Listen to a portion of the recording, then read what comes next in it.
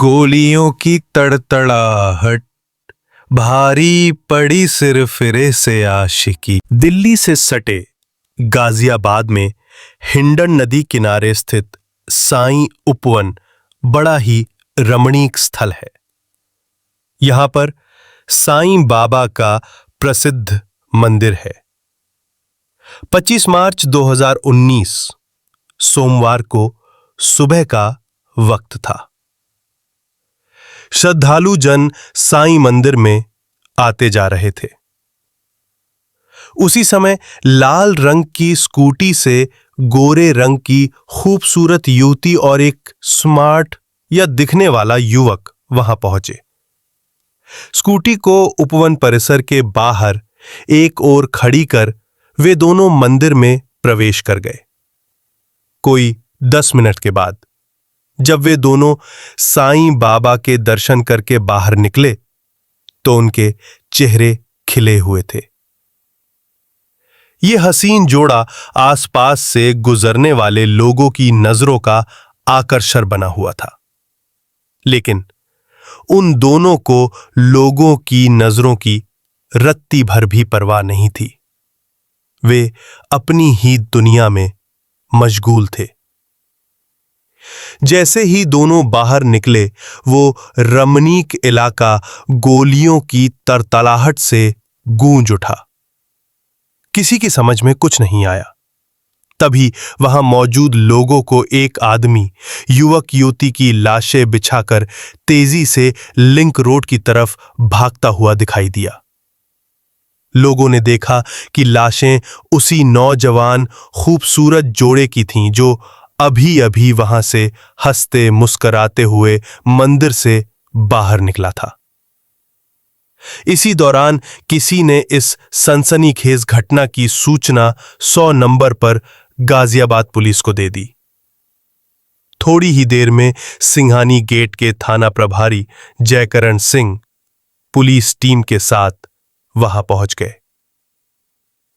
मंदिर परिसर के अंदर लाल सूट पहने एक युवती और एक युवक की रक्त रंजित लाशें औंधे मुंह पड़ी थीं। जयकरण सिंह ने घटनास्थल का बारीकी से मुआयना किया। युवक युवती के कपड़े खून से सने थे। वहां पर काफी लोगों की भीड़ इकट्ठी हो गई थी।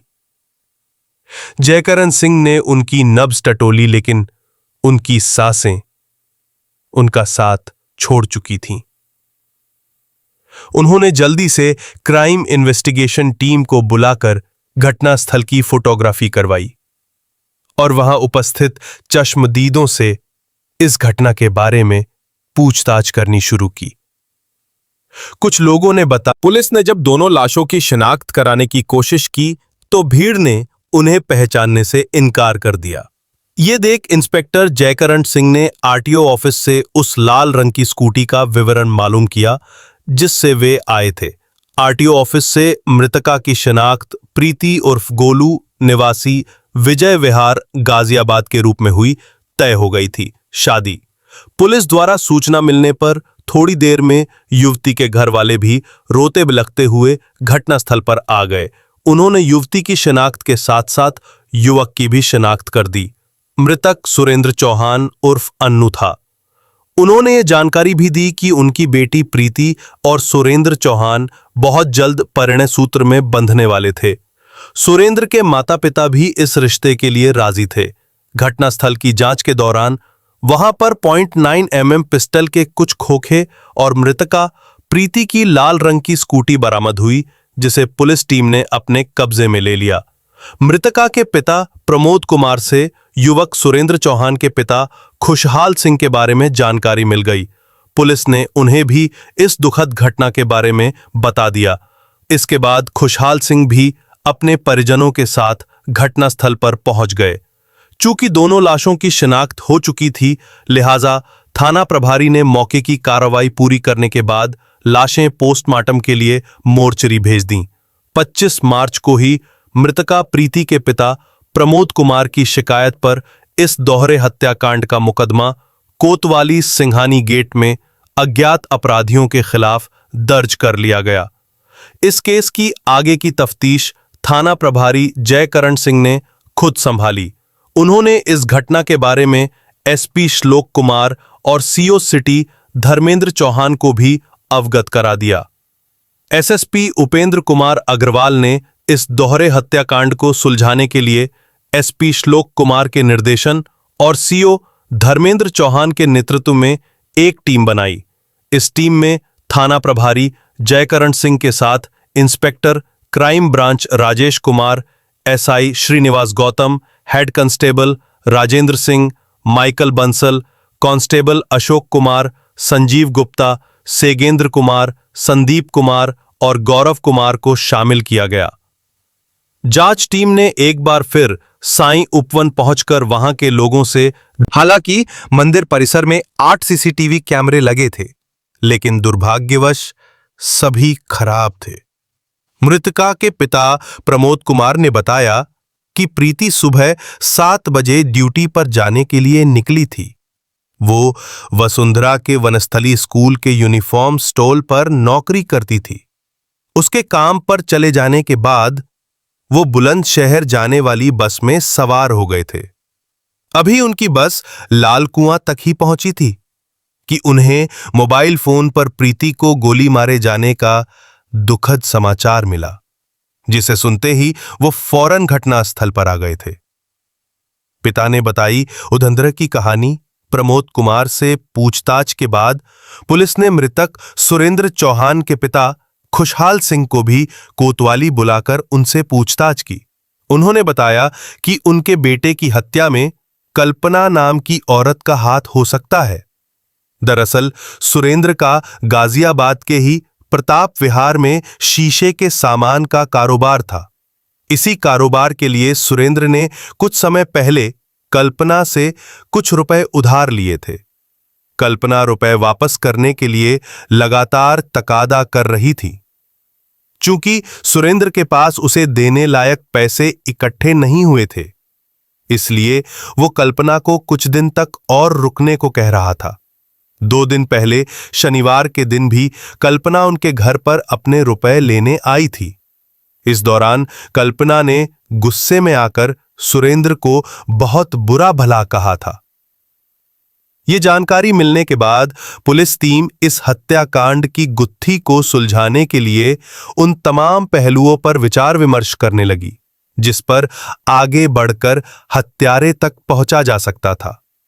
इसमें पहला तथ्य घटना स्थल पर मिले .9 mm पिस्टल से फायर की गई गोलियों के खोखे थे। इस प्रकार के पिस्टल का इस्तेमाल आमतौर पर पुलिस अधिकारी करते हैं। ये सुराग इस तथ्य की ओर इशारा कर रहा था कि हत्यारे का कोई ना कोई संबंध पुलिस डिपार्टमेंट से है। दूसरा तथ्य, मृतक सुरेंद्र उर्फ अन्नू के पिता खुशहाल सिंह के अनुसार उनके बेटे को कर्ज देने वाली औरत कल्पना से जुड़ा था। तीसरा सिरा, मृतका प्रीति और उसके मंगेतर सुरेंद्र की बेमेल उम्र से ताल्लुक रखता था। दरअसल प्रेमी सुरेंद्र की उम्र अभी केवल 26 साल थी, जबकि उसकी प्रेमिका प्रीति। पुलिस टीम ने 27 मार्च को एक बार फिर दोनों के परिवार के पुरुष और महिला सदस्यों तथा वारदात के वक्त साई उपवन में मौजूद चश्मदीदों को बुलाकर पूछताछ की। साथ ही प्रीति और सुरेंद्र के मोबाइल फोन नंबरों की कॉल डिटेल्स निकलवाकर उनकी गहन जांच की। इस जांच में चौंकाने वाली बातें सामने आई। प्रीति के पिता प्रमोद कुमार ने बताया कि उनका एक रिश्तेदार दिनेश कुमार दिल्ली ट्रैफिक पुलिस में एएसआई के पद पर तैनात है। उसका चौहान परिवार के घर पर काफी आना जाना था, लेकिन जिस दिन ये दोहरा हत्याकांड हुआ उस दिन के बाद वो बुलाए जाने के बावजूद वारदात वाली जगह पर नहीं आया था, और तो और प्रीति के अंतिम संस्कार में भी वो शामिल नहीं हुआ था। ये बात प्रमोद कुमार और उनके परिवार के सदस्यों को बहुत अटपटी लगी थी। जब पुलिस ने उनसे डिटेल्स में बात की तो प्रमोद कुमार ने अपने मन की सब बातें विस्तार से बता दी, जिन्हें सुनते ही पुलिस टीम ने दिल्ली पुलिस में ट्रैफिक विभाग में तैनात एएसआई दिनेश कुमार से पूछताछ करने का मन बना लिया। चूंकि घटनास्थल पर .9 mm पिस्टल के खाली खोखे मिले थे, जिसकी वजह से भी वारदात में किसी पुलिस वाले के शामिल होने का शक था, इसलिए अब एएसआई दिनेश कुमार से पूछताछ करना बेहद जरूरी हो गया था। पुलिस वाला आया शक के घेरे में। थाना प्रभारी जयकरण सिंह ने एएसआई दिनेश कुमार से संपर्क करने की कोशिश की, मगर कामयाब नहीं हुए। आखिरकार 30 मार्च की सुबह एक मुखबिर की सूचना पर उसे पूछताछ के लिए हिरासत में ले लिया गया। जब उससे इस दोहरे हत्याकांड के बारे में पूछताछ शुरू की गई तो उसने जो कुछ बताया उससे रिश्तों में उलझी एक सनसनीखेज कहानी उभर कर सामने आई। प्रमोद कुमार अपने परिवार के साथ गाजियाबाद के विजय विहार में रहते हैं।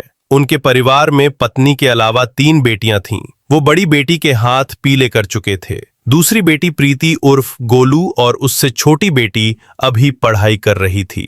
22 वर्षीय प्रीति मिलनसार स्वभाव की थी। वो जिंदगी के हर एक पल का पूरा लुत्फ उठाने में विश्वास रखती थी।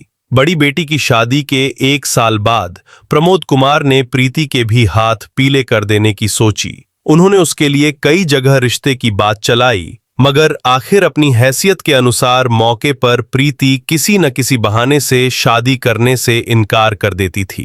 पुलिस प्रीति का अपनी बड़ी बहन के घर काफी आना जाना था। अपने हंसमुख स्वभाव की वजह से वो बहन की ससुराल में भी काफी घुल मिल गई थी। उसके जीजा का जीजा दिनेश कुमार दिल्ली पुलिस में कांस्टेबल था। दिनेश मूल रूप से उत्तर प्रदेश के पिलखुआ का रहने वाला था। उसकी पत्नी और बच्चे पिलखुआ में ही रहते थे। दिनेश जब भी रमेश के घर आता वो प्रीति से खूब बातें करता था। बला की हसीन और दिलकश प्रीति की चुलबुली मीठी बातें सुनकर वो भाव विभोर हो जाता था। प्रीति को भी दिनेश से बातें करने में खुशी मिलती थी। वो उस समय उम्र के उस पड़ाव पर भी पहुंच गई थी जहां एक मामूली सी चूक भविष्य के लिए नासूर बन जाती है। लेकिन इस समय प्रीति या उसकी बहन सीमा ने इन बातों को ज्यादा तवज्जो नहीं दी। धीरे धीरे प्रीति की जिंदगी में दिनेश का दखल बढ़ने लगा। अब वो प्रीति से उसके गाजियाबाद स्थित घर पर भी मिलने आने लगा था। इतना ही नहीं, जब कभी प्रीति या उसके परिवार में अधिक रुपयों की जरूरत होती, वो अपनी ओर से आगे बढ़कर उनकी मदद करता था। प्रीति के पिता प्रमोद कुमार भी दिनेश कुमार के बढ़ते एहसानों के बोझ तले इतने दब चुके थे कि दिनेश के रुपए वापस करना उनके वश के बाहर हो गया। दिनेश कुमार ये रुपए प्रीति के घर वालों को यूं ही उधार नहीं दे रहा था। रिश्तों में सेंध दरअसल दिनेश कुमार अपनी उम्र से लगभग आधी उम्र की प्रीति के ऊपर ना केवल पूरी तरह से फिदा था, बल्कि उसके साथ उसके शारीरिक संबंध भी स्थापित हो चुके थे। वो प्रीति को किसी न किसी बहाने से अपने साथ घुमाने ले जाता था, जहां दोनों अपनी हसरतें पूरी कर लेते थे। समय का पहिया अपनी गति से आगे बढ़ता रहा। दिनेश कुमार सन 1994 में कांस्टेबल के पद पर दिल्ली पुलिस में भर्ती हुआ था। सन 2008 में उसका प्रमोशन हेड कांस्टेबल के पद पर हो गया। इसके 8 साल बाद एक बार फिर उसका प्रमोशन हुआ और वो एएसआई बन गया। इन दिनों वो ट्रैफिक विभाग में सीमापुरी सर्कल में तैनात था। प्रीति के साथ जिस सुरेंद्र कुमार नाम के युवक की जान गई थी, वो मूल रूप से उत्तराखंड का रहने वाला था। उसके पिता खुशहाल सिंह सेना में रह चुके थे। रिटायरमेंट के बाद वो अपने गांव में सेटल हो गए। 2 बेटों के अलावा उनकी 2 बेटियां थीं। सबसे बड़ा बेटा सुधीर हरिद्वार में रहता था। वो अपनी दोनों बेटियों की शादी कर चुके थे और इन दिनों एक पोल्ट्री फार्म चला रहे थे। करीब 2 साल पहले उनका छोटा बेटा सुरेंद्र कुमार उर्फ अन्नू उत्तराखंड से गाजियाबाद आ गया था और प्रताप विहार में शीशे का बिजनेस करने लगा था। 2 साल तक अथक मेहनत करने के बाद आखिर उसका काम चल निकला। इसके बाद उसने अपने माता पिता को भी अपने पास बुला लिया था। कुछ ही महीने पहले उसकी मुलाकात प्रीति उर्फ गोलू से हुई थी। पहली ही मुलाकात में दोनों एक दूसरे को दिल दे बैठे थे। सुरेंद्र से मुलाकात होने के बाद प्रीति फोन से सुरेंद्र से अक्सर बात करती रहती थी। दिन गुजरने लगे, उनके प्यार का रंग गहरा होता चला गया। कुछ दिनों के बाद सुरेंद्र और प्रीति का प्यार ऐसा परवान चला कि दोनों ने शादी करने का फैसला कर लिया। प्रीति के घर वाले इसके लिए राजी हो गए थे। शादी की बात तय हो जाने पर दोनों प्रेमी खुश हुए। हालांकि प्रीति की उम्र सुरेंद्र से करीब 6 साल ज्यादा थी, मगर दोनों में से किसी को इस पर जरा भी एतराज नहीं था। प्रीति सुरेंद्र के साथ शादी के लिए तो दिलो जान से रजामंद थी, किंतु उसके सामने सबसे बड़ी समस्या ये थी कि दिनेश के साथ उसके विगत कई सालों से जो प्रेमिल संबंध थे, उनसे निकलना आसान नहीं था। वजह यह कि दिनेश कुमार किसी भी हालत में उसकी शादी किसी और से नहीं होने देना चाहता था। प्रीति को अपने काबू में रखने के लिए उसने उसकी हर जायज मांगे पूरी की थी। हाल ही में उसने प्रीति के पिता को 3 लाख रुपए उधार भी दिए थे। एएसआई दिनेश कुमार के बयान कितने सच और कितना झूठ है, यह तो पुलिस की जांच के बाद पता चलेगा, परंतु इतना तय है कि प्रीति के घर में उसका इतना दखल था कि वह बेधड़क जब चाहे तब उसके घर आ जा सकता था। प्रीति और सुरेंद्र के बीच जब से प्यार का सिलसिला शुरू हुआ था, तब से प्रीति ने एएसआई दिनेश से मिलना जुलना कम कर दिया था। पहले तो दिनेश कुमार प्रीति और सुरेंद्र के प्यार से अनजान था, लेकिन 4-5 दिन पहले जब प्रीति ने उसका फोन रिसीव करना बंद कर दिया तो वह सोच में पड़ गया। दिल्ली पुलिस में 25 सालों से नौकरी कर रहे एएसआई दिनेश कुमार को यह समझने में देर नहीं लगी कि मामला बेहद गंभीर है। फिर भी उसने किसी तरह प्रीति को फोन करके उससे बातें करने की कोशिश जारी रखी, लेकिन 2 दिन पहले प्रीति ने दिनेश कुमार के लगातार आने वाले फोन से परेशान होकर अपने मोबाइल फोन का सिम बदल लिया। मामला बिगड़ता देख एएसआई दिनेश कुमार समझ गया कि प्रीति किसी कारण उससे संबंध तोड़ने पर आमादा है, जिसके फलस्वरूप उसने प्रीति को सबक सिखाने की ठान ली। 24 मार्च 2019 को दिनेश की रात की ड्यूटी थी।